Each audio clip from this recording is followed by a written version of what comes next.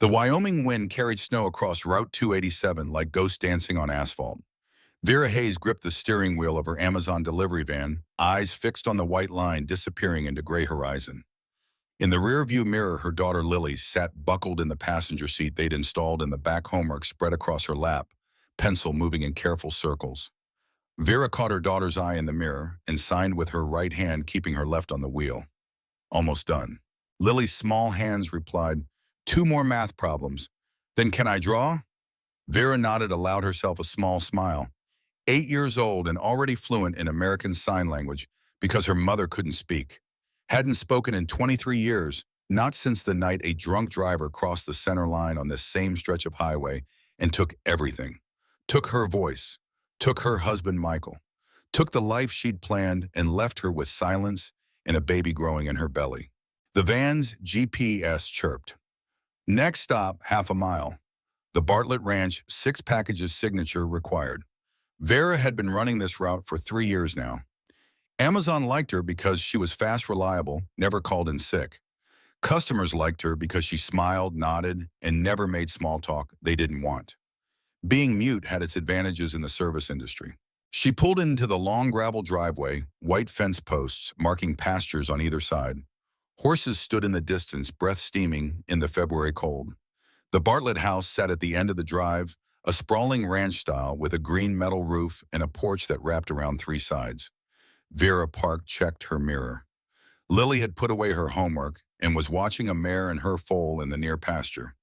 Vera signed, "Stay here, lock the doors, I'll be fast."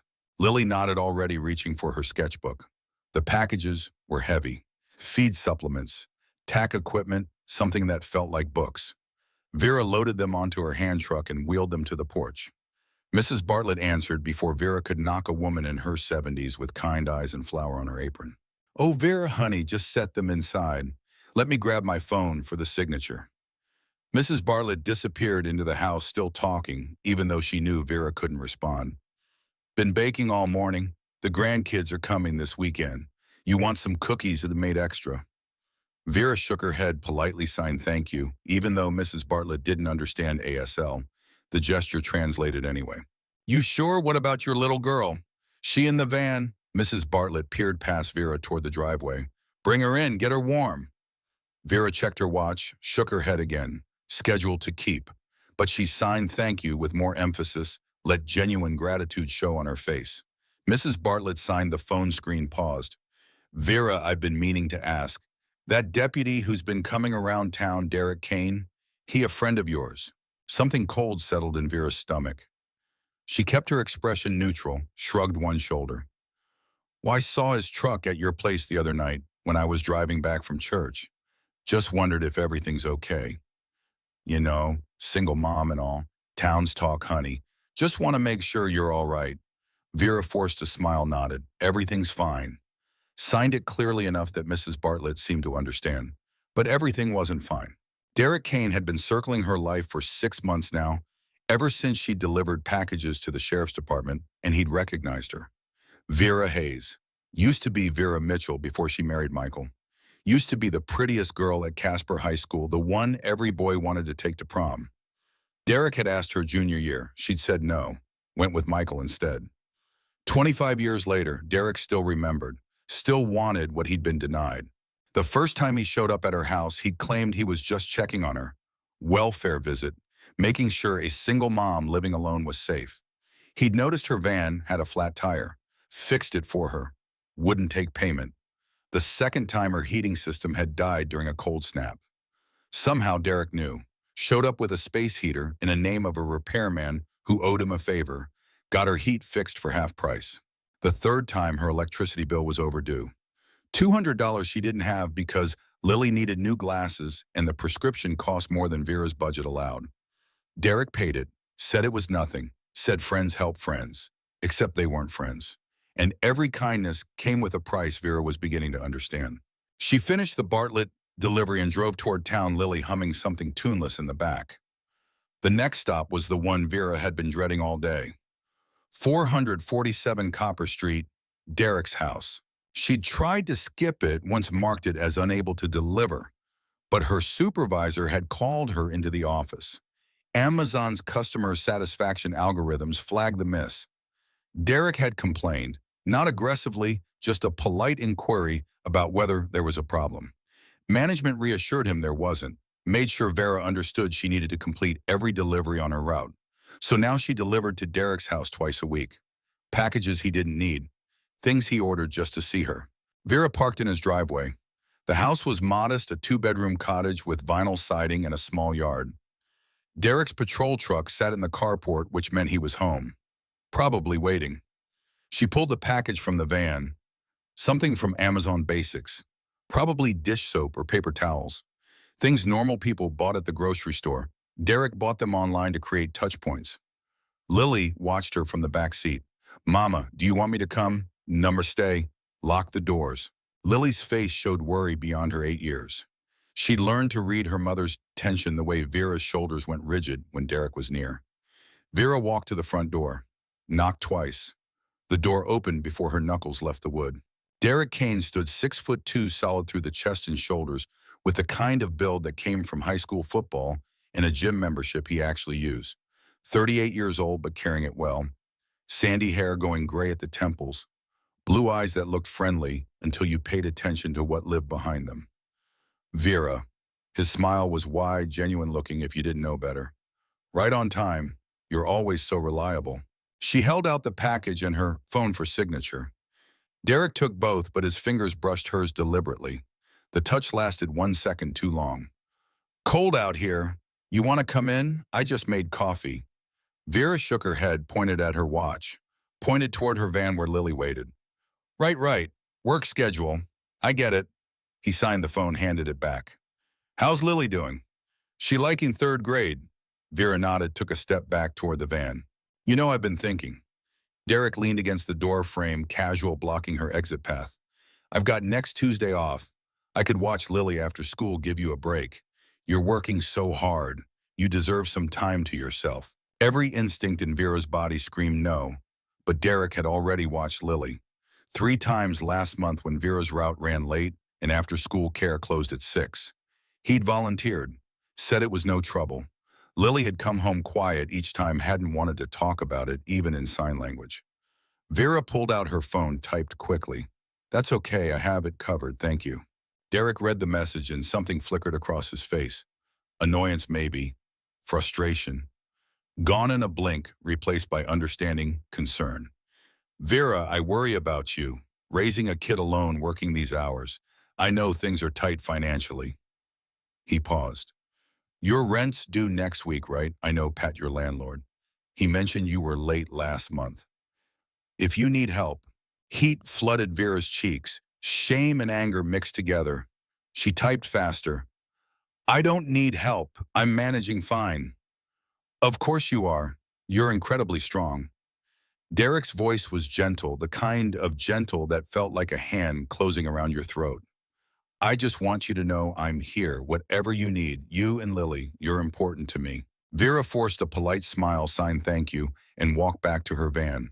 She could feel his eyes on her the entire way, could feel the weight of his attention like hands on her skin. Lily unlocked the door as Vera approached. The moment Vera slid into the driver's seat, Lily signed, "I don't like him." Vera's hands trembled as she started the engine. "I know, baby, I know. Why does he watch our house at night?" Vera's blood went cold. She looked at her daughter. "What?" "Last week, Tuesday and Thursday, his truck was parked across the street. I saw it from my window. He was just sitting there." Vera gripped the steering wheel. "How long? An hour, maybe." Then he drove away. The remaining deliveries blurred together. Vera's mind was elsewhere, running through possibilities, through fears she'd been pushing down for months. Derek wasn't just being helpful, wasn't just a friend with a crush. This was something darker, something deliberate. By 6 o'clock, Vera pulled into the driveway of the house she rented on Elm Street. Small 2-bedroom, needed work, but it was theirs. The porch light was on, even though Vera knew she'd turned it off that morning. Derek's truck sat in her driveway. He stood on her porch holding a toolbox and wearing civilian clothes. Jeans, flannel shirt, work boots. He waved when he saw them. Vera's heart hammered. She glanced at Lily. "Stay in the van until I signal you." Lily nodded, fear clear in her eyes. Vera approached slowly. Derek smiled. Your porch step was loose. I noticed it last time I was here. Figured I'd fix it before someone got hurt. He gestured to the step, which did look more secure. Also, your kitchen faucet's been dripping right. I can fix that too if you want. Got my tools right here. Vera pulled out her phone. Derek, I appreciate the help, but I didn't ask you to come here. Please call before showing up. His smile tightened. I was just trying to help Vera. That step was dangerous. What if Lily tripped? What if you got hurt and couldn't work? He softened his tone. I'm not trying to overstep. I care about you. Both of you. Vera typed, I understand, but I need you to respect boundaries, please. For a moment, Derek's mask slipped. She saw anger flash in his eyes, something possessive and ugly. Then it was gone or replaced by hurt confusion. Boundaries, right. He picked up his toolbox. I'm just trying to be a good friend, Vera, but if that's how you feel. He walked past her toward his truck, paused. You know, friendships go both ways. I've helped you a lot these past few months. Paid your electric bill, fixed your heat, watched Lily for free. Most people would be grateful. The threat was implicit, but clear. Most people would be grateful, would return favors, would give him what he wanted. Vera stood frozen as Derek drove away. She waited until his taillights disappeared before signaling Lily that it was safe. That night, Vera locked every door, every window, checked them twice, put a chair under her bedroom doorknob, even though it probably wouldn't stop anyone who really wanted in. Lily sat on her bed watching her mother secure the house. Mama, are we in danger? Vera sat beside her daughter, pulled her close. No, baby. We're safe. I promise. But she was lying, and they both knew it. 3 days later, Vera's world fractured completely. She was running behind schedule. A snowstorm had delayed her route, packages were backing up, and her supervisor had already called twice asking for her ETA. Lily's school had early dismissal because of the weather. Vera's after-school care arrangement had fallen through. The woman who usually watched Lily had the flu. Vera stood in the Amazon warehouse staring at her phone running through options. She had no family in Wyoming. Michael's parents had died years ago. Her own mother lived in Florida, and they hadn't spoken since Vera got pregnant at 19 without being married first. The phone buzzed, a text from a number she'd been avoiding. Derek heard school's out early. I'm off duty at 3. I can grab Lily, take her to my place until you're done. No problem at all.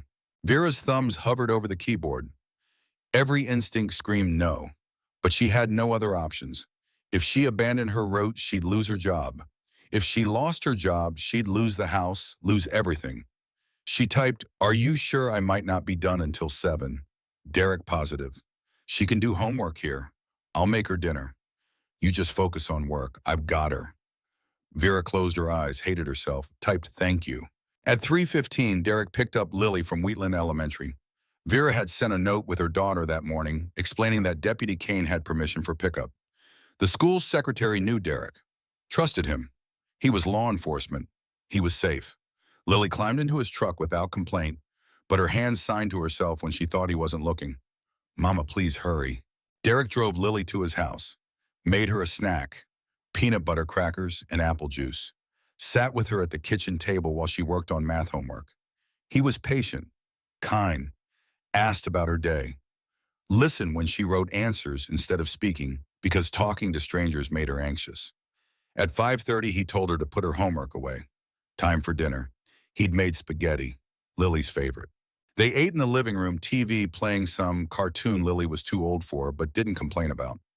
Derek sat close, not touching, but close enough that Lily felt the heat of him.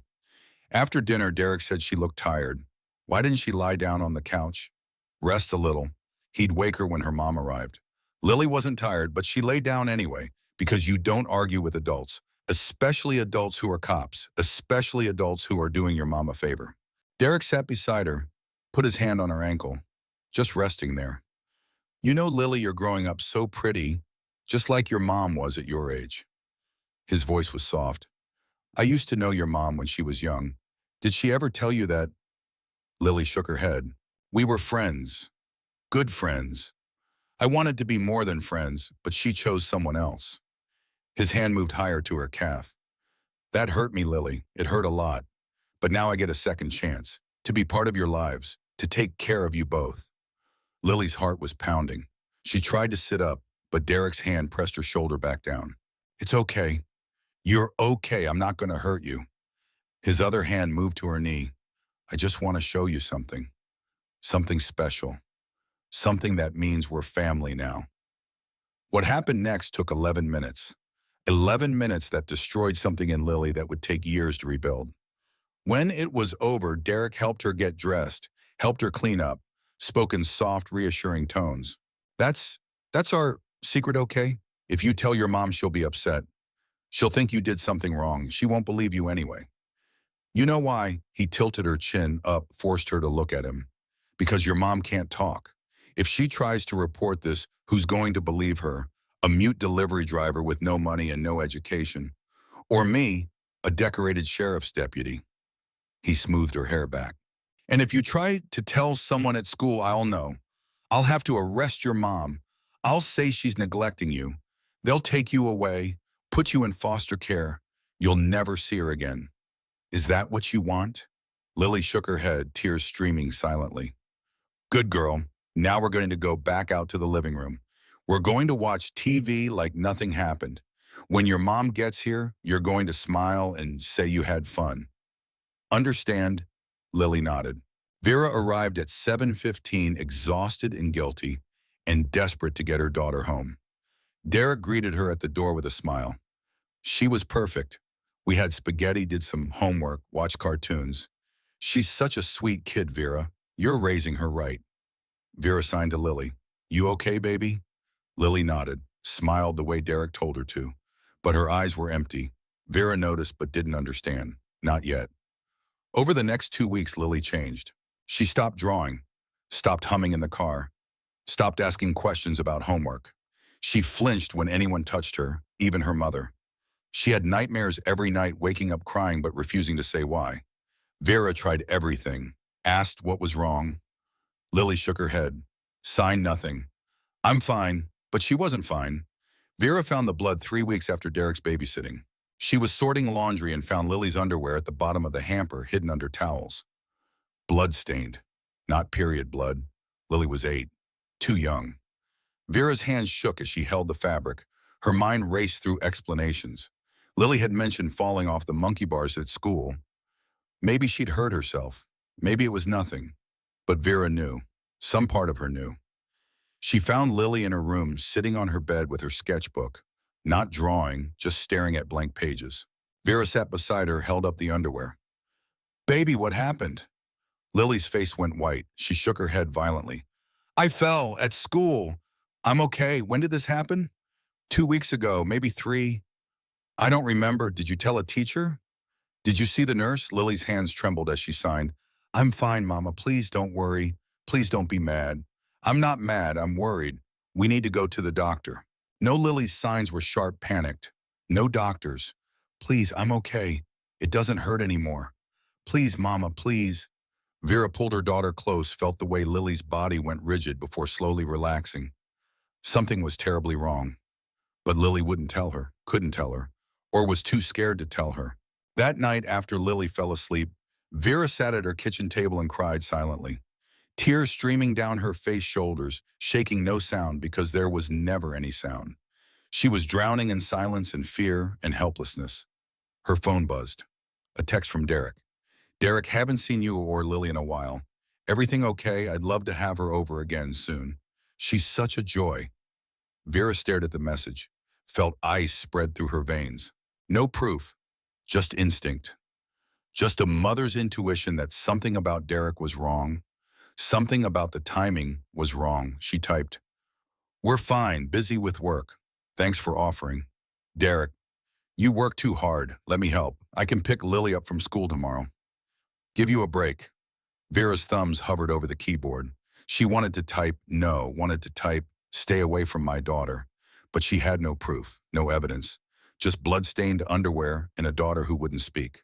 If she accused Derek without evidence, he could destroy her. He was law enforcement. She was nobody. A mute delivery driver with no resources and no voice. Literally no voice. She typed, not tomorrow, but thank you. Derek, okay, but Vera, I need to talk to you soon. About us. About our future together. I think it's time we made this official. You, me, Lily. We could be a family. Vera set down her phone, walked to the bathroom, vomited until there was nothing left. The next morning, Vera called in sick to work. First time in 3 years. She drove Lily to the free clinic on the edge of town. The waiting room smelled like antiseptic and old magazines. They sat for an hour before a nurse called Lily's name. Dr. Patricia Monroe was in her 50s, efficient and kind. She examined Lily while Vera waited outside pacing the hallway hands, signing to no one because she needed to move, needed to communicate even if only to empty air. 20 minutes later, Dr. Monroe opened the door, asked Vera to come in. Lily sat on the examination table, legs swinging, eyes fixed on the floor. Dr. Monroe's expression was carefully neutral, professional, but Vera saw the tension around her eyes. Mrs. Hayes, I need to ask you some questions. Lily mentioned she fell at school about 3 weeks ago. Can you tell me more about that? Vera pulled out her phone, typed, I only just learned about it yesterday. She didn't tell me when it happened. I found blood in her underwear. Dr. Monroe nodded slowly. Lily, can you tell me exactly how you fell? Show me with the doll here. Lily shook her head. I don't remember. I just fell. Off the monkey bars. Did you fall onto something? Something sharp or hard? I don't remember. Dr. Monroe looked at Vera, then back to Lily. Honey, the bruising I see doesn't match a fall from monkey bars. I need you to tell me the truth. Did someone hurt you? Lily's eyes filled with tears. She shook her head. No, nobody hurt me. I fell. That's all. I fell. Dr. Monroe tried for another 10 minutes. Gentle questions, different approaches. But Lily's story never changed. I fell. I fell. I fell. Finally, Dr. Monroe stepped outside with Vera, spoke in low tones. Ms. Hayes, I'm a mandatory reporter. What I saw during that examination is consistent with sexual abuse. The bruising, the tearing, the location and pattern of injury. I have to report this to Child Protective Services. Vera's world tilted. She typed, Are you sure? I've been doing this for 23 years, I'm sure. Dr. Monroe's voice was gentle but firm. I know this is devastating, but Lily needs help. Someone hurt her and she's too scared to say who. CPS will investigate. They'll interview her at school, talk to her teachers, look for signs. They'll help her feel safe enough to tell the truth. Vera typed, What happens now? I file the report today. CPS will contact you within 48 hours. They'll want to interview you, Lily, anyone who's been around her recently. Do you have a partner? A boyfriend? Vera shook her head. Anyone who watches Lily, babysitters, family members. Vera hesitated, then typed, A friend watched her once. 3 weeks ago, Deputy Derek Kane. But he's a police officer. He would never... Dr. Monroe's expression didn't change, but something flickered in her eyes. I'll include that information in my report. The investigators will follow up. Vera left the clinic with Lily's hand in hers, feeling like the ground beneath her feet had turned to water. Someone had hurt her baby, and she hadn't protected her. The CPS report went nowhere. 48 hours later, a caseworker named Brenda Morrison showed up at Vera's door. She was in her 40s, overworked and underpaid, carrying a clipboard and an expression that said she'd rather be anywhere else. She interviewed Lily for 30 minutes, asked the same questions Dr. Monroe had asked, got the same answers. I fell. Nobody hurt me. I'm fine. Brenda interviewed Vera next using a notepad for communication. Has Lily exhibited any behavioral changes? Nightmares, anxiety, withdrawal, Vera wrote. Yes, all of those, starting 3 weeks ago. Has she said anything about being hurt? Touched inappropriately? Anything concerning? No. She won't talk about it. Has anyone new come into her life recently? Anyone who's been around her unsupervised? Vera hesitated. Wrote Deputy Derek Kane watched her once, the day the behavioral changes started. But I have no proof he did anything. Lily won't say. Brenda made notes. I'll look into it.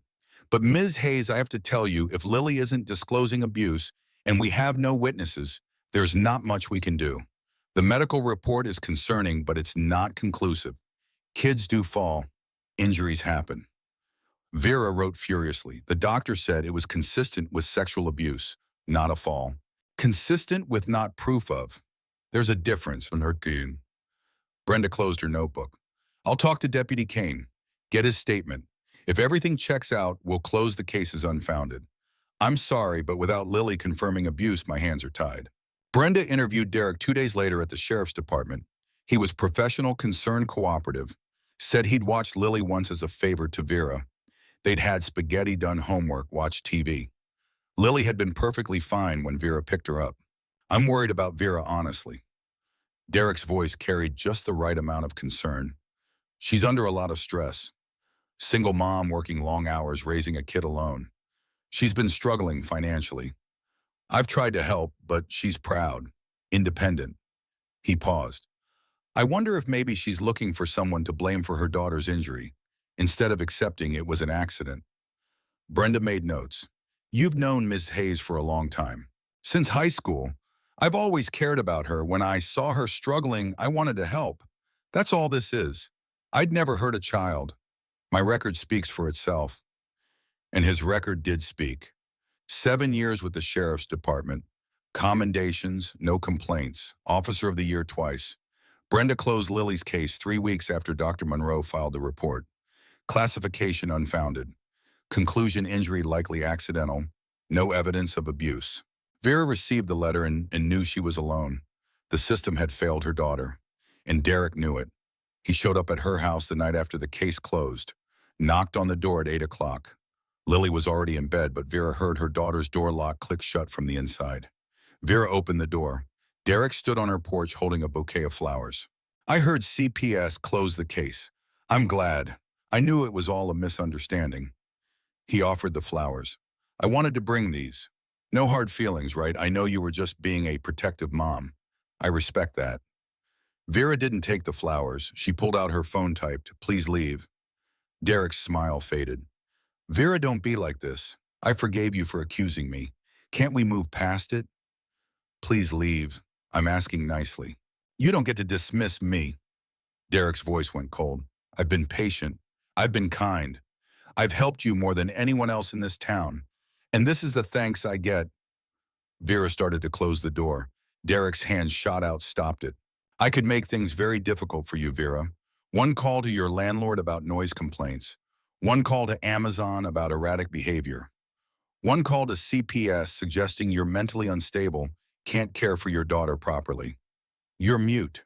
Who's going to believe your side of the story? Vera's heart hammered. She typed, "Get off my property or I'll call the police." Derek laughed. I am the police, sweetheart. Who do you think they'll believe? He stepped back, dropped the flowers on her porch. Think about your future, Vera. Think about Lily's future. I'm offering you security, partnership, a father for your daughter. Most women in your position would jump at that chance. He walked back to his truck, called over his shoulder. I'll give you some time to reconsider. But not too much time. My patience has limits. Vera locked the door, slid down to the floor, buried her face in her hands and cried without sound. That night, Lily appeared in her doorway. Mama, I'm scared. Vera pulled her daughter into her lap, held her tight. Me too, baby. Me too. What are we going to do? Vera didn't have an answer. 2 weeks later, everything came to a head. Vera was delivering packages to the Raven Riders Motorcycle Club on the outskirts of town. She'd been delivering to them for years. They ordered bike parts, tools, equipment. The club's president, a man called Hawk, always signed with a nod and a rough kindness that felt genuine. The clubhouse was an old warehouse converted into a garage and meeting space. 6 motorcycles sat in various states of repair. Music played from a radio somewhere. 3 men worked on engines covered in grease and concentration. Vera wheeled the packages inside. Hawk looked up from a carburetor, wiped his hands on a rag. Vera, right on time. He had a scar across his left eyebrow, gray threading through his dark hair. 51 years old and carrying himself like a man who'd seen combat and survived. This everything, she nodded, held out her phone for signature. Hawk signed, paused. You okay? You look like you haven't slept in a week. Vera forced a smile, shrugged. None of my business. Got it. Hawk handed back her phone. But if you ever need anything, we're here. You've been good to us. We don't forget that. Vera nodded thanks and turned to leave. That's when Lily appeared in the garage doorway. Vera's heart stopped. Lily was supposed to be at school. It was 1 in the afternoon. School didn't end until 3:30. Lily stood in the entrance, backpack on her shoulders, face streaked with tears, holding a piece of paper in her shaking hand. Hawk, Preacher, and Ghost all stopped working. Three grown men, suddenly very aware that something was wrong with this picture. Vera rushed to her daughter, signed frantically. "What happened? Why aren't you in school? Are you hurt?" Lily didn't sign back. She just held out the piece of paper. Vera took it, read words that made her blood turn to ice. In Lily's careful handwriting, "Mama, Deputy Derek came to my school. He told the office he's my emergency contact. He took me out of class. He drove me to his house. He hurt me again. I ran away when he went to the bathroom. I ran here because I remembered you deliver here sometimes. Please, Mama, please don't let him take me back. He said next time he'll make sure I can't run." Vera's hands shook so hard the paper fluttered. She looked down at her daughter and saw blood on Lily's socks. Saw the way she stood with her legs apart, unable to stand normally because of pain. Saw the same desperate hope in Lily's eyes. Hope that anyone would finally believe her. Hawk stepped forward. His voice was gentle, but his eyes had gone to flint. "Ma'am, what does that say?" Vera couldn't speak, could only hand him the paper. Hawk read it once, twice. His jaw clenched. He looked at Preacher and Ghost. Something passed between them. Understanding, recognition. The kind that comes from men who've seen evil before and know exactly what they're looking at. Hawk knelt down to Lily's level, made himself small and non-threatening. "Lily, my name's Hawk. I'm going to help you, both of you, but I need you to be brave a little longer. Can you do that?" Lily nodded, fresh tears streaming. Hawk stood, pulled out his phone, started to dial. And that's when Derek's patrol truck pulled into the driveway, lights flashing.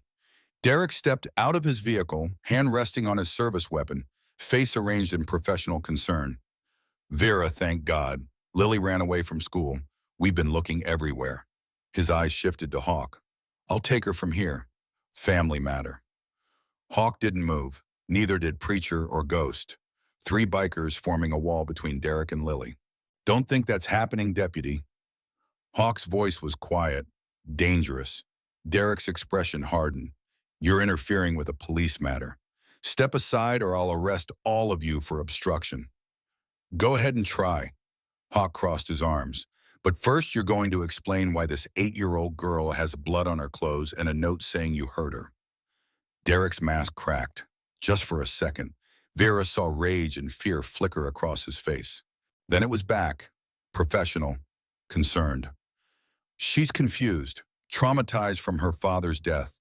Her mother can't communicate properly because of her disability. The child acts out, invents stories. CPS already investigated this. The case was closed." "Then you won't mind if we call CPS again." Hawk pulled out his phone. "And the FBI. And every news station in Wyoming. Let's see how your story holds up under real scrutiny." Derek's hand moved closer to his weapon. 23 motorcycles roared into the parking lot. Every member of Raven Riders MC summoned by a group text from Ghost 30 seconds ago. 23 men who'd seen Lily's note. 23 men who understood exactly what was happening. They formed a circle around Vera, Lily, and Hawk. Not threatening, just present, just witnesses. Derek looked at the bikes, the men, the wall he couldn't break through. His radio crackled. Dispatch calling about a missing child at Wheatland Elementary. Derek keyed his radio. "This is Deputy Kane. I've located the child. False alarm. She's with her mother. Everything's fine." He looked at Hawk. "This isn't over." "You're right about that." Hawk's smile was cold. "It's just beginning." Derek drove away, and Hawk made a call that would change everything.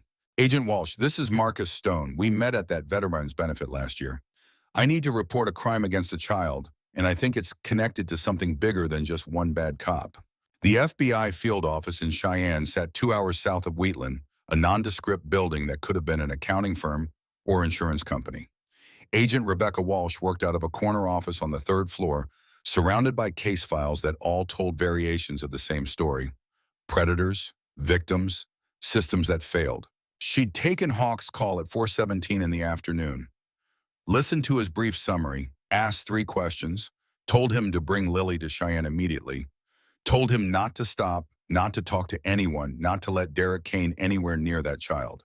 By 6 o'clock, Lily sat in a child-friendly interview room decorated to look less like a government facility and more like a counselor's office. Soft furniture, neutral colors, toys available but not intrusive. Two cameras recording from angles designed to capture everything without being obvious. Vera sat in an adjacent observation room, watching through one-way glass as a forensic interviewer named Dr. Sarah Richardson spoke with her daughter. Hawk sat beside Vera's silent presence, while Preacher stood near the door like a guardian. Dr. Richardson was in her 40s with 2 decades of experience interviewing traumatized children. She'd learned to read what kids couldn't say, to give them space and time and safety enough to tell truths that adults didn't want to hear. Lily, I know writing is easier for you than talking. That's okay. You can write your answers or draw them or use these dolls to show me, whatever feels most comfortable. Dr. Richardson's voice was gentle, unhurried. I want you to know that nothing you tell me will get you in trouble, and nothing you say will hurt your mom. You're safe here. Lily's hands trembled as she picked up a pencil. Wrote, he said if I told, he'd arrest Mama. He said nobody would believe me because Mama can't talk. Who said that, Lily? Deputy Derek Kane. Can you tell me when Derek first hurt you? Lily wrote for 11 minutes. Her handwriting got messier as the emotions overwhelmed her careful letters. She described the first time 3 months ago when Derek babysat. Described what he did, what he said, how he threatened her. She described the second time 2 months ago, the third time 6 weeks ago. Each incident escalating, each threat more specific. She described today, Derek pulling her out of school while telling the secretary he was her emergency contact, that Vera had been in an accident and was in the hospital. The secretary believed him because he was a cop, because he was trusted. He'd driven her to his house, locked the doors, hurt her worse than before because she tried to resist, told her this was her fault. She made him do this. If she'd just been good, just cooperated, it wouldn't hurt so much. When he went to the bathroom, Lily had run, barefoot, leaving her shoes behind, 2 miles through town to the only place she could think of where someone might help, the garage where Mama delivered packages, where the scary-looking men with motorcycles always smiled at her when Mama brought her inside. Dr. Richardson documented everything, every detail, every timestamp, building a case so thorough that no defense attorney could find a crack. In the observation room, Vera watched her daughter relive her trauma through written words, watched her baby describe violations that no 8-year-old should have vocabulary for. Every sentence was a knife in Vera's chest. Hawk sat motionless beside her, but his hands had curled into fists on his knees. His breathing had gone shallow and controlled, the kind of control that comes from years of managing rage so it doesn't consume you. When the interview finally ended, Dr. Richardson brought Lily to the observation room. Vera pulled her daughter into her arms, held her so tight Lily gasped. Signed, I'm sorry, I'm so sorry I didn't protect you. I'm so sorry I didn't know. Lily signed back. Not your fault, Mama. He's smart. He planned everything. Agent Walsh entered the room, her expression a mixture of anger and determination. She was 39, looked 45. From stress, carried herself like someone who'd seen too much but refused to look away. Ms. Hayes, I need you to know something. Derek Kane isn't his real name. It's Daniel Kruger. He served in the Army as an MP 15 years ago, was stationed at Fort Bragg, North Carolina. Multiple complaints of sexual misconduct with minors on base. The Army handled it internally, gave him a dishonorable discharge but no criminal charges. No sex offender registration. Nothing that would follow him into civilian life. Vera's face went white. She typed on her phone. How is that possible? Institutional protection. The Army doesn't like scandals. They bury problems instead of solving them. Walsh's jaw tightened. He changed his name legally 7 years ago, applied to law enforcement agencies in 3 states before Wyoming Sheriff's Department hired him. His background check came back clean because the system doesn't talk to itself the way it should. How many others? Vera typed. We've been tracking him for 6 months. We have evidence linking him to 4 other victims across 3 states, but every time we got close, local law enforcement stonewalled us. Reports disappeared. Evidence went missing. We think he has help, someone protecting him. Hawk leaned forward. Who? That's what we need to find out. Walsh turned to a whiteboard, started mapping connections. Derek Kane reports to Sheriff Marcus Webb. Webb's been with the department 22 years. Impeccable record. But 3 child abuse investigations in the past 18 months all got shut down by his office. All 3 cases marked unfounded despite medical evidence. She pinned photos to the board. 3 children, different ages, similar injuries. Emma Rodriguez, 6 years old, brought to ER with vaginal tearing. Mother reported her boyfriend, who happened to be Derek's poker buddy.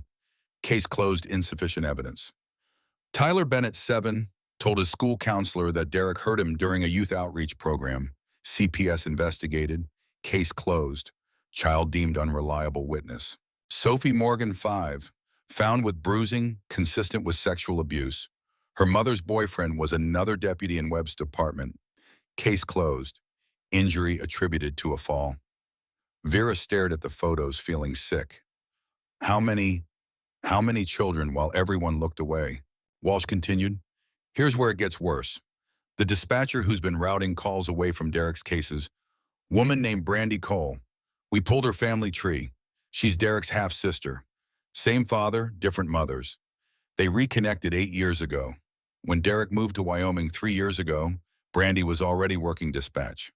She's been his early warning system. Preacher spoke for the first time, his voice carrying the weight of his former chaplain training.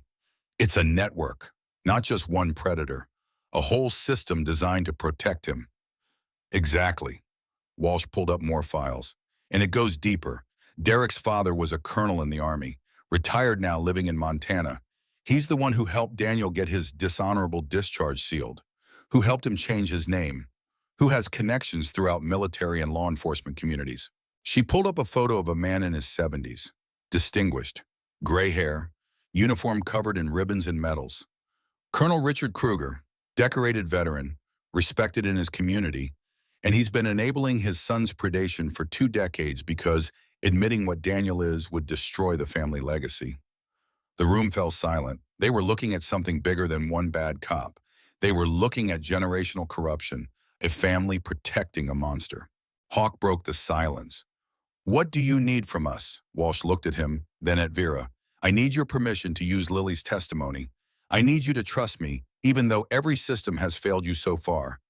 And I need you to understand that the moment I move on this, Derek will know. He'll run or he'll escalate. Either way, you're in danger. Vera didn't hesitate. She typed, do whatever you need to do. Just stop him. I intend to. Walsh pulled out her phone, but first we need to get you and Lily somewhere safe. Derek knows where you live.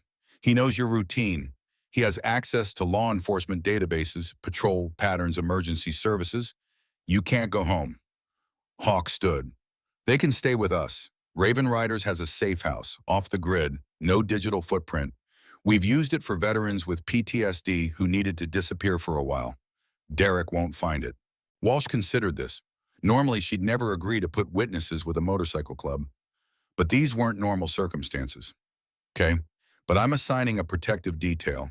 2 agents rotating shifts. They stay with you until Derek is in custody.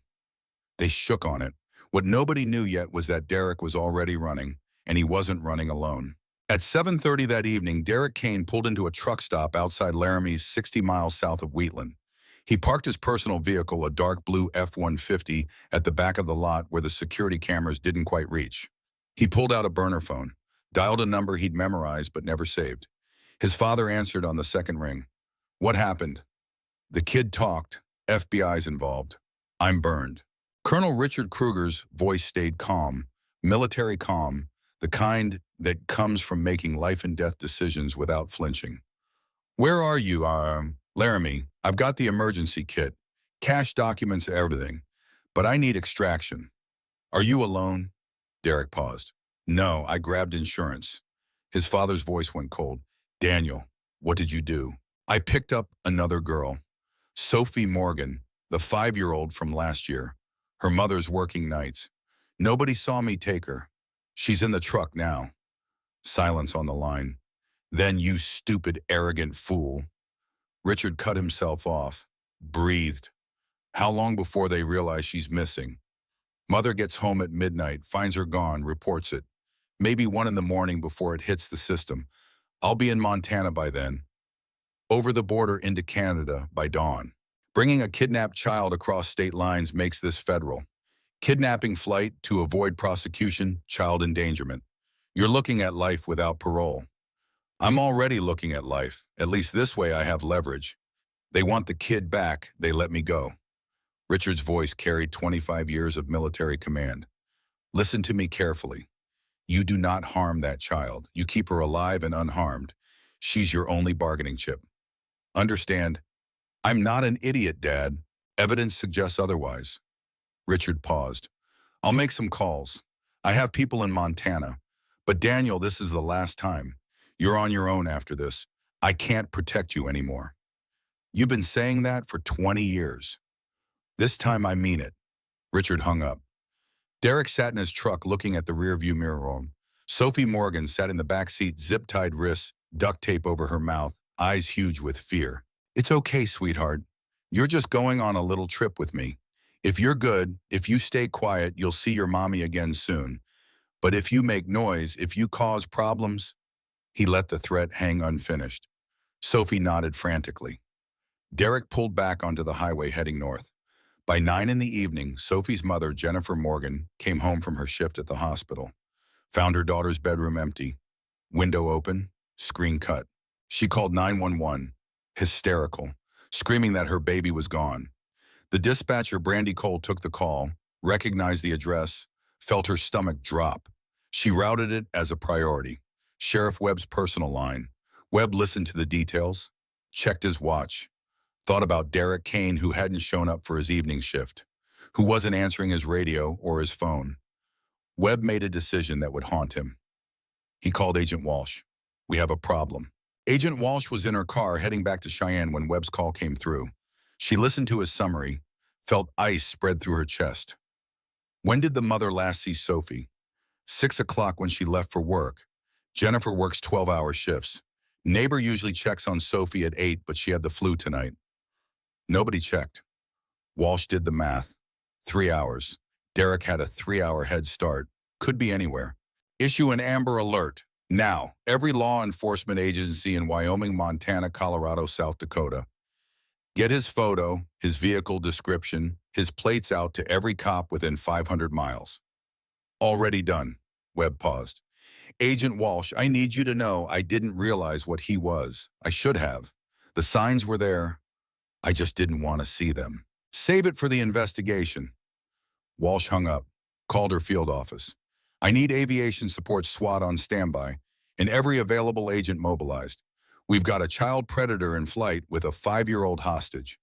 She called Hawk next. Derek ran, took another child with him. I need you to keep Vera and Lily at your safe house. Don't move. Don't contact anyone.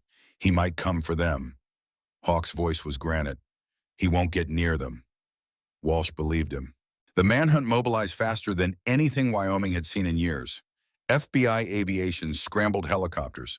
Highway patrols set up checkpoints on every major route out of the state. Local law enforcement went door to door showing Derek's photo. News stations broke into regular programming with the Amber Alert. Derek's face plastered across every screen in the region. Viewers saw a clean-cut deputy in uniform. Read the description. Former military, considered armed and dangerous. Wanted for kidnapping child sexual abuse flight to avoid prosecution. The comments sections exploded. Half the people couldn't believe it. He seemed so nice, so professional. This had to be a mistake. The other half said they had always known something was off about him. Too friendly, too helpful. Nobody's that nice without wanting something. By 10 in the evening, the FBI had tracking information. Derek's truck had been spotted at a gas station outside Rawlins heading north. He'd paid cash, kept his face turned from cameras, but the clerk remembered him because of the little girl in the back seat who looked scared. Walsh coordinated from her command center in Cheyenne, triangulated Derek's possible routes. He was heading for Montana, probably had contacts there. His father lived in Billings. She called Montana State Police, briefed them. They set up roadblocks on Route 90. At 11:15, a trooper spotted Derek's truck, tried to initiate a stop. Derek accelerated. High-speed chase initiated. The trooper called it in. Suspect is fleeing north on 90, speed approximately 90 miles per hour, child visible in back seat, requesting backup. Three more patrol cars joined the chase. Derek drove with precision, former military training showing. He knew pursuit tactics, knew how to create distance, but he didn't know the roads like the locals did. At 11:40, Derek took a turn too fast. His truck fishtailed on black ice. Overcorrected. The vehicle left the road, rolled twice, came to rest on its roof in a snowbank. Troopers surrounded the truck, weapons drawn. Derek crawled out of the driver's side window, hands up, blood streaming from a cut on his forehead. "Don't shoot. I'm a cop. This is a misunderstanding." "On the ground now," Derek complied. Troopers cuffed him, searched him, found a .45 caliber handgun tucked in his waistband, found the burner phone, found a go bag with $50,000 in cash, 3 fake IDs, and a passport under a different name. They found Sophie Morgan in the back seat, still zip-tied, still duct-taped, terrified, but alive. EMTs rushed her to the nearest hospital. Troopers read Derek his rights. Agent Walsh got the call at midnight. "We have him. Suspect in custody. Child recovered alive." Walsh closed her eyes, allowed herself 5 seconds of relief, then got back to work. "Where's he being held?" "Carbon County Jail, Montana, awaiting arraignment." "I'm on my way. Nobody talks to him without me present." "Understood." "Yes, ma'am." Walsh drove through the night, arrived at Carbon County Jail at 4 in the morning. Derek sat in an interrogation room, handcuffed to the table, looking smaller than his profile suggested. No lawyer yet. He'd waived his right to counsel. Wanted to make a deal. Walsh sat across from him. Placed a folder on the table. Didn't open it. "Daniel Kruger. That's your real name, right?" Derek's jaw tightened. "I want immunity. Full immunity for my testimony against the network." "What network?" "You know what network? My father, his connections, the people who have been protecting guys like me for decades." Derek leaned forward as much as the handcuffs allowed. "I'm not the only one. There are others. Cops, military, government officials. All protected by the same system. I give you names, locations of evidence. You let me walk." Walsh stared at him. "You kidnapped a 5-year-old girl. You sexually abused at least 5 children that we know of. You think I'm letting you walk? You want the network or not? I want both. You don't get to trade children's trauma for your freedom." Derek smiled. Cold. "Then you get nothing. I lawyer up. I go to trial. My father's lawyers will drag this out for years. Every victim will have to testify. Every detail will be cross-examined. Defense will destroy them on the stand. And maybe I get convicted, maybe I don't. But those kids, they'll be traumatized all over again." Walsh knew he was right. Knew that trials were brutal for child victims. Knew that defense attorneys would attack their credibility, their memories, their motives. But she also knew something Derek didn't. "We don't need your testimony, Daniel. We already have everything we need." She opened the folder, pulled out photo after photo, Derek's encrypted files, the evidence Ghost had pulled from his computer, time-stamped, geotagged, indisputable. "We have your files, we have your communications with other offenders. We have your father's involvement documented, bank transfers, phone records, emails where he helped you evade prosecution. We have 15 years of evidence." Derek's face went pale. "The only question is whether you die in prison old or die in prison young. Cooperate, and maybe you see daylight in 40 years. Don't cooperate, and you'll die behind bars forgotten." Derek's composure cracked. "I want to talk to my father." "Your father is being arrested as we speak. Conspiracy to obstruct justice. Accessory after the fact to multiple felonies. He's looking at 20 years minimum." Walsh stood. "You're done, Daniel. You're never touching another child. Your network is finished. The only choice you have left is whether you want to help us make sure every single one of your accomplices goes down with you." She walked to the door, paused. "Oh, and Daniel, Sophie Morgan is going to be fine. She's with her mother. She's safe. You didn't break her. You failed." Walsh left him there. Let him sit with that failure. By morning, the arrest had begun. Colonel Richard Kruger, taken into custody at his Montana home. Federal marshals read him his rights while his neighbors watched. The decorated veteran led away in handcuffs. Brandy Cole arrested at her home in Wheatland, charged with conspiracy, obstruction of justice, and accessory to child abuse. Sheriff Marcus Webb turned himself in. faced the reality that his career, his reputation, everything he'd built was over because he'd chosen loyalty over truth. But the network went deeper. Ghost, working with FBI cyber forensics, had cracked Derek's encrypted communications, found a forum, a private online space where military and law enforcement personnel shared victims, shared techniques, shared protection strategies. 47 members across 12 states, some active duty military, some retired, some current law enforcement, some in positions of power and trust. The FBI executed coordinated raids across the country, simultaneous arrests from California to Virginia. The news coverage was overwhelming. Major networks ran special reports. How a network of predators had operated for years within institutions designed to protect children. Victims started coming forward. Adults who'd been abused as children, who'd reported and been dismissed, who'd been told they were lying or confused or seeking attention.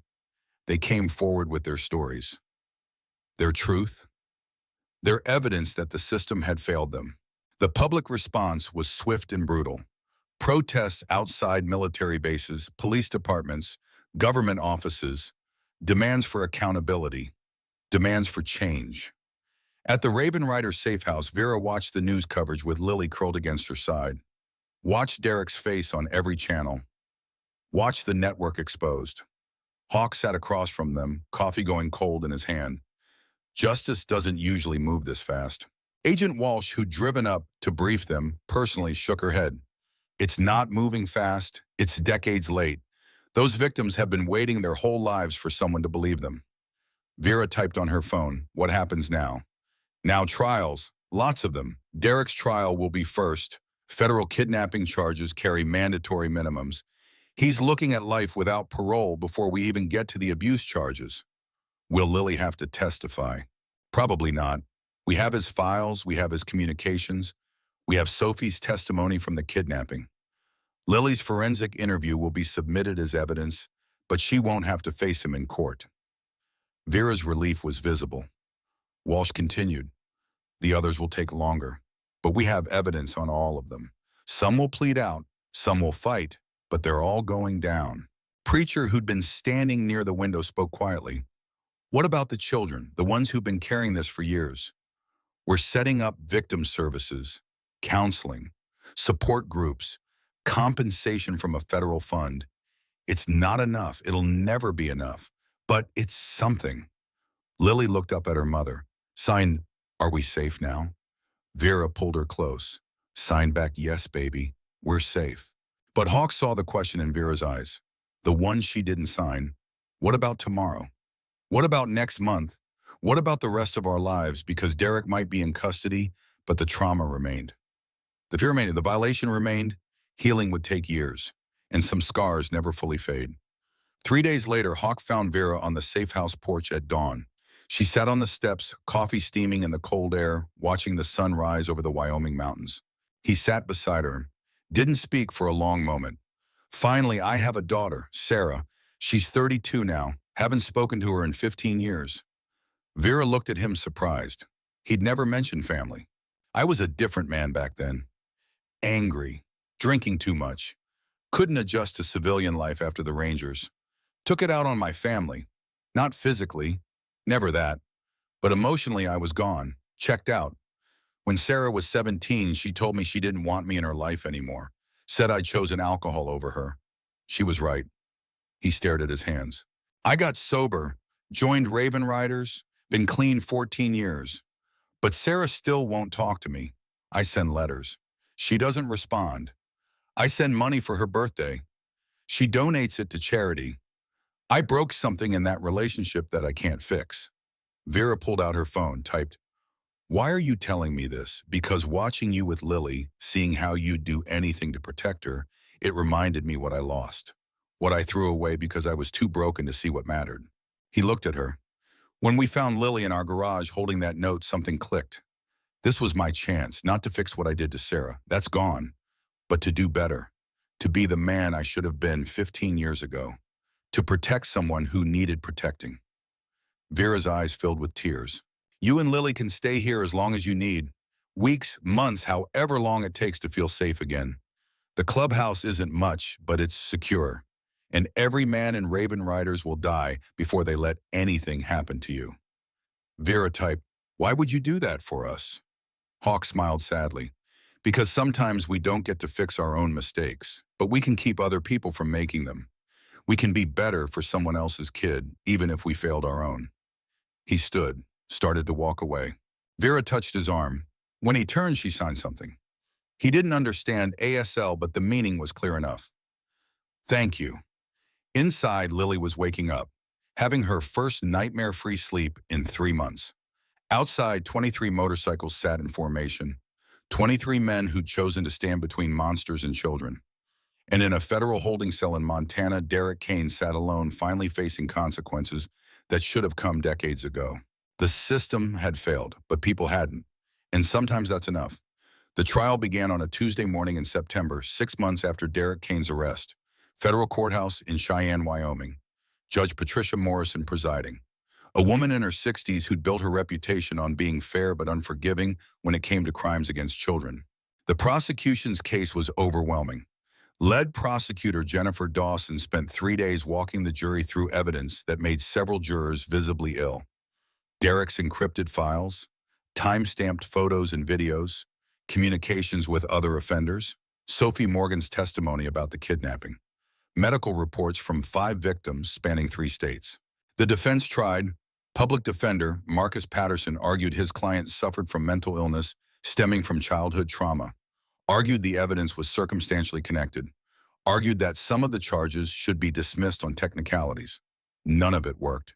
The jury deliberated for 2 hours and 17 minutes, came back with guilty verdicts on all 34 counts: kidnapping, child sexual abuse, production of child pornography, interstate flight, obstruction of justice. Judge Morrison didn't wait for the sentencing hearing. She read the mandatory minimums right there in the courtroom. "Mr. Kruger, you were given authority and trust. You wore a badge that symbolized protection. Instead, you used that badge to hunt children. You systematized your predation. You networked with other offenders. You created a machine designed to silence victims and protect predators." Her voice was cold steel. "The mandatory minimum on the kidnapping charge alone is life imprisonment. I'm adding 7 consecutive life terms for the abuse charges. No possibility of parole, no early release. You will die in federal prison. You will never see daylight as a free man again." Derek stood motionless, no reaction, no emotion. Whatever had been human in him had been hollowed out long ago. Guards led him away. In the gallery, Jennifer Morgan held Sophie's hand. Sophie was 6 now, in therapy 3 times a week, getting better slowly, still afraid of men in uniforms, still having nightmares, but alive, surviving, learning to be a child again. Vera and Lily weren't in the courtroom. Agent Walsh had recommended they skip the trial. Lily had already given her forensic interview. Didn't need to relive trauma by watching Derek face justice. They were at the safe house when Walsh called with the verdict. Vera listened, closed her eyes, felt something release in her chest. Not relief exactly, not closure, but acknowledgement. The monster was caged. She signed to Lily, "He's going to prison forever. He can't hurt anyone anymore." Lily nodded, then signed, "What about the others, the ones in the network?" Walsh had anticipated that question. 31 arrests across 12 states. Trials starting next month. Some are pleading guilty, some are fighting. But we have evidence on all of them. They're all going down. The trials stretched across 18 months, each one exposing another piece of the network, each one revealing another layer of institutional failure. Colonel Richard Kruger's trial was particularly damning. Evidence showed he'd been covering for his son since Daniel was 19, had used military connections to bury complaints, had paid off witnesses, had threatened investigators. He received 25 years in federal prison, would be 97 when released. Sheriff Marcus Webb pleaded guilty to corruption and obstruction, received 12 years, eligible for parole after 8. Brandy Cole fought her charges, lost, received 8 years for conspiracy. The other network members fell one by one: military officers, police chiefs, sheriff's deputies, even a state senator. All connected through encrypted forums, all protecting each other, all stopped. The media coverage was relentless. Congressional hearings examined how military and law enforcement institutions had enabled predators for decades. How background checks failed. How reporting systems were designed to bury complaints rather than investigate them. Legislation followed. Lily's Law passed in Wyoming first. Mandated independent review of all child abuse investigations. Required law enforcement to report to civilian oversight boards. Established whistleblower protections for anyone reporting abuse within police or military organizations. 12 other states adopted versions of Lily's Law within 2 years. It wouldn't prevent every abuse. Systems could still fail. Predators would still find ways to hunt. But it was harder now. The cracks had been sealed. The silence had been broken. At the safe house, Vera and Lily slowly rebuilt their lives. The first month was hardest. Lily had nightmares every night. Woke up screaming without sound, reaching for her mother in the dark. Vera held her through the panic attacks, the flashbacks, the moments when Lily forgot she was safe. Dr. Sarah Richardson drove up from Cheyenne twice a week for therapy sessions. She specialized in trauma recovery for children. Used play therapy, art therapy, EMDR processing. Lily drew pictures, hundreds of them. Some were dark, monsters in uniforms, houses with locked doors, girls crying alone. But slowly the pictures changed, started including light, started showing Lily smiling, started featuring motorcycles and men with kind faces forming protective circles. After 3 months, Lily had her first full night of sleep without nightmares. After 4 months, she laughed at something preacher said. Real laughter, the kind that comes from forgetting to be afraid. After 5 months, she asked Vera, "Can we stay here with the riders? I feel safe here."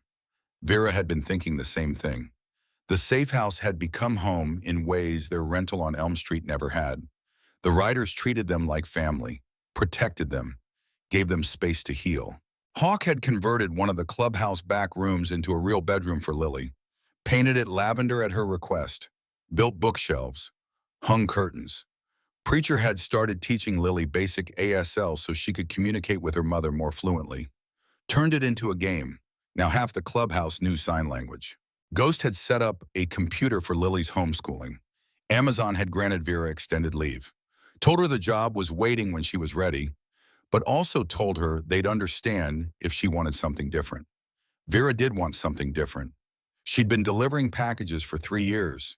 Decent work, honest work, but isolating. She wanted community now. Wanted people who knew her story. Wanted to be somewhere her silence wasn't a liability. Hawk offered her a position managing the clubhouse, handling paperwork, coordinating events, running the books. Work she could do without speaking. Work that mattered. Vera accepted. 6 months after the trial, Lily asked her mother a question that broke and healed Vera's heart simultaneously. "Do you think you'll ever talk again?" Mama Vera hadn't spoken in 23 years. The accident had damaged her vocal cords. Surgery was possible but expensive, and came with no guarantees. She'd adapted, learned to communicate through writing, signing, expression, learned that silence could be powerful, that words weren't the only way to be heard. But watching Lily heal, watching her daughter find her voice again after Derek had tried to steal it, made Vera wonder. She typed, "Would you want me to?" Lily considered this seriously. "I love you exactly how you are. But I think if you wanted to try, if you wanted to speak again for yourself, not for me or anyone else, that would be brave." Vera cried, silent tears streaming down her face. She made an appointment with a specialist in Denver. Dr. Marcus Rodriguez. He examined her vocal cords, studied the scar tissue from the accident. Surgery is possible. Success rate is about 60%. You might regain partial speech, probably hoarse, probably limited range, but functional. He paused. There's also speech therapy without surgery. Might take years, might never get full functionality, but some patients recover enough to communicate verbally. Vera thought about it for 3 days, finally decided surgery. If it worked, she'd have her voice back. If it didn't, she was no worse off than before. The surgery happened in November. 4 hours of delicate work repairing damaged tissue. Vera woke up with her throat bandaged, unable to speak for 6 weeks during recovery. Lily stayed by her bedside, held her hand. Sign, "You're brave, Mama." 8 weeks after surgery, Vera stood in Dr. Rodriguez's office for her follow-up. "Try to speak. Just a word. Take your time." Vera's hand shook. 23 years of silence, 23 years of communicating through everything except her voice. She opened her mouth, forced air through vocal cords that had been dormant for 2 decades. The sound that came out was rough, hoarse, barely recognizable as a word, but it was a word. Lily, her daughter's name. The first word she'd spoken since the night of the accident, the night she'd screamed her husband's name as their car rolled and everything went dark. Dr. Rodriguez smiled. That's excellent. The surgery was successful. You'll need months of speech therapy. Your voice will never be exactly what it was, but you can speak. Vera cried, touched her throat, felt vibration as she tried another word. Thank you. Speech therapy took 8 months. Vera worked with a specialist 3 times a week, practiced vocal exercises that felt ridiculous and wonderful simultaneously, learned to use her voice again. Her voice was different now, deeper, raspier, like someone who'd smoked for 40 years, but it was hers. The first time she spoke to Lily without signing, they both cried. I love you, baby. I'm so sorry I couldn't protect you better. Lily wrapped her arms around her mother. You protected me perfectly, Mama. You believed me. You found help. You never gave up. At the clubhouse, Vera's voice became part of the daily rhythm. Still quiet, still preferring to listen more than speak, but present. The writers treated it like a miracle, because in some ways it was. Hawk heard Vera speak for the first time on a Tuesday afternoon. She was in the office on the phone with a parts supplier using her voice instead of relay service. When she hung up, he was standing in the doorway. That's new. Vera smiled. Surgery, 8 months ago. Still getting used to it. It's good. Suits you. Hawk paused. Listen, I wanted to talk to you about something. You've been here almost a year now, you and Lily. You've become family. I was wondering if you'd want to make it official. Vera's heart skipped. Official how? We're starting a program. Guardian Angels. Partnership with Wyoming CPS. Raven Riders will provide protection and mentorship for at-risk kids in the foster system. Kids who've been through trauma, who need somewhere safe to heal. He pulled out paperwork. We need someone to run it, someone who understands trauma, who knows how the system fails, who can advocate for kids who can't advocate for themselves. He looked at her. You'd be perfect for it, if you want it. Vera read through the proposal. Raven Riders would provide safe house space, transportation, mentorship from veterans trained in trauma-informed care, support for foster families, advocacy in court proceedings, everything Vera and Lily had needed, everything that hadn't existed when they needed it. I want it, Vera said, voice rough but certain. The Guardian Angels program launched in January. Started small. 3 kids in crisis placement. Needed somewhere safe while CPS figured out permanent solutions. Vera coordinated everything. Matched kids with riders who'd completed training, facilitated therapy, attended court hearings, advocated fiercely. Word spread. Other counties asked about replicating the program. Montana wanted to pilot it. Colorado was interested. Within 2 years, Guardian Angels operated in 6 states, protected 127 children. Lily grew up in the clubhouse, turned 10, then 12, then 14, graduated from homeschool to public high school, excelled in art, wanted to be a therapist someday, help other kids who'd survived what she'd survived. She still had hard days. Anniversaries triggered memories. Certain smells or sounds brought flashbacks. But the good days outnumbered the bad now. She'd learned something important. Healing wasn't linear, wasn't a destination you reached and stayed at forever. It was a practice, daily choice to keep moving forward even when backward felt easier. Hawk's daughter Sarah reached out 3 years after the trial. She'd seen news coverage about Guardian Angels, recognized her father's name, recognized the man he'd become. She called the clubhouse, asked if she could visit. Hawk took the call in his office, hands shaking as he held the phone. Sarah, hi Dad. Her voice was careful, guarded, but present. I've been following what you're doing. The Guardian Angels program. I wanted to see for myself. She visited the following week, met Vera and Lily, met the riders, saw the kids in the program, saw how her father had transformed guilt into purpose. They had coffee in a diner on Main Street, talked for 4 hours about the years they'd lost, about Sarah's childhood, about Hawk's alcoholism and the damage it caused, about forgiveness, which Sarah wasn't ready to give yet, but she was willing to try to understand. I can't forget what you were like back then, Dad. The angry drunk who cared more about his next bottle than his own daughter. Hawk nodded. I don't want you to forget.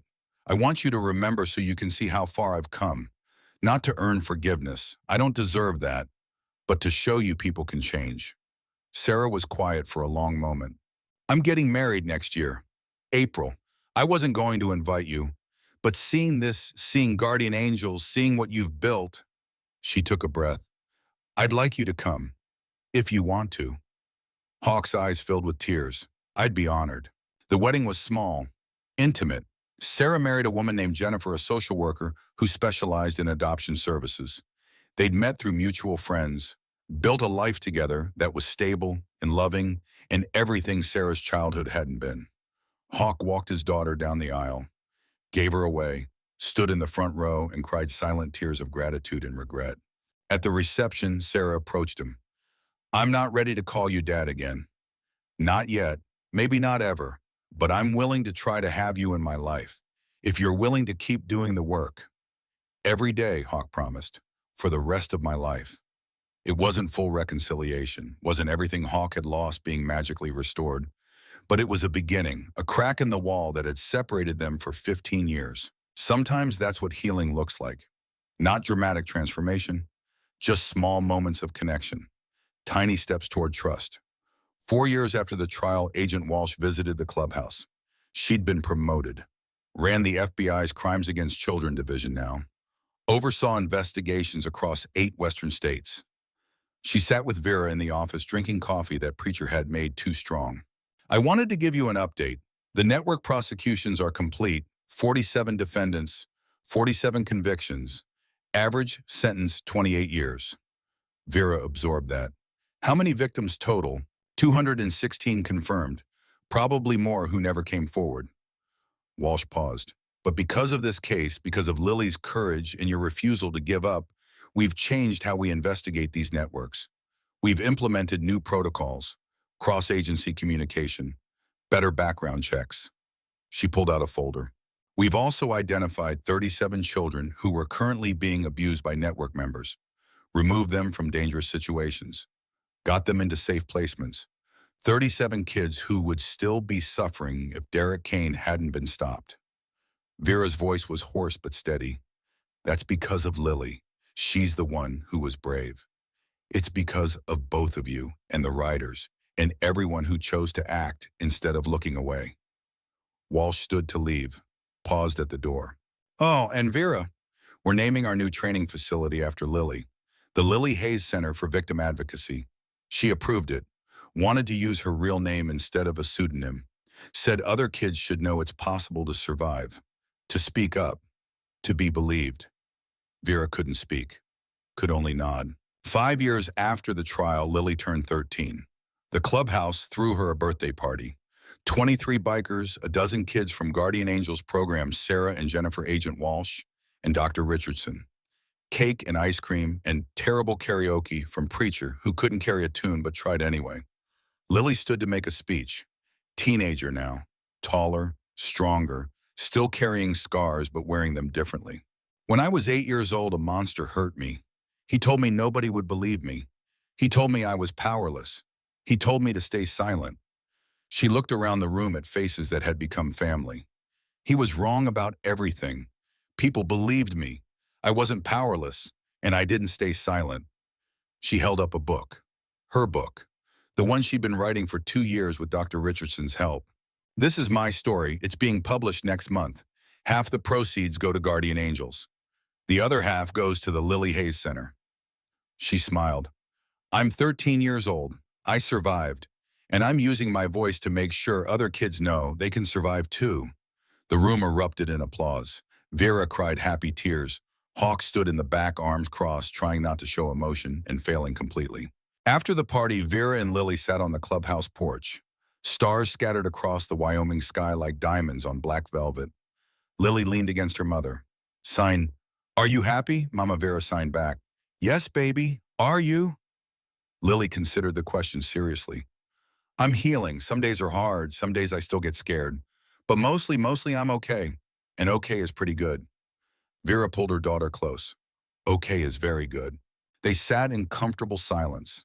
Not the silence of trauma, not the silence of things unsaid, but the silence of peace, of safety, of two people who'd survived hell and found their way back. Inside the clubhouse, Hawk's phone rang. CPS, emergency placement needed. 9-year-old boy, removed from abusive home. Nowhere to go tonight. Bring him here, Hawk said without hesitation. We've got room. 23 motorcycles. One safe house. A network of broken people who'd learned to protect others because they knew what it felt like to need protection. It wasn't a perfect system, wasn't a solution to every problem, but it was something. And sometimes something is enough. 6 years after the trial, Vera received a letter, no return address, postmarked from federal prison in Montana. She almost threw it away, knew who it was from without opening it. But curiosity won. Derek's handwriting, small and precise. Vera, I know you'll never forgive me. I don't deserve forgiveness, but I need you to know something. In prison, I've had a lot of time to think, to understand what I am, what I did. I'm a monster. I accept that. But I wasn't born this way. I was made this way by my father, by the system that protected him, by institutions that taught me power matters more than morality. That doesn't excuse anything, doesn't change what I did to Lily and Sophie and the others. But I'm telling you this because the cycle ends here. It has to. I've refused contact with my father. I've cooperated with every investigation. I've given testimony that's put away 30 more offenders we didn't initially know about. I'll die in here. That's justice. But maybe if I spend the rest of my life helping investigators find others like me, maybe that's something. Not redemption. I don't get that. But utility. Tell Lily I'm sorry. I know it means nothing.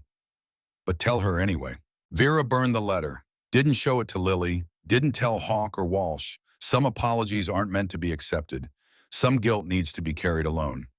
Derek could help investigations from his cell, could provide whatever utility his broken mind still offered. But he'd never be forgiven, never be redeemed, never be anything except the monster who'd hurt children and finally face consequences. That was justice. 7 years after the trial, Lily graduated high school, top of her class, full scholarship to University of Wyoming, psychology major, already accepted into their accelerated master's program. At graduation, she gave the valedictorian speech.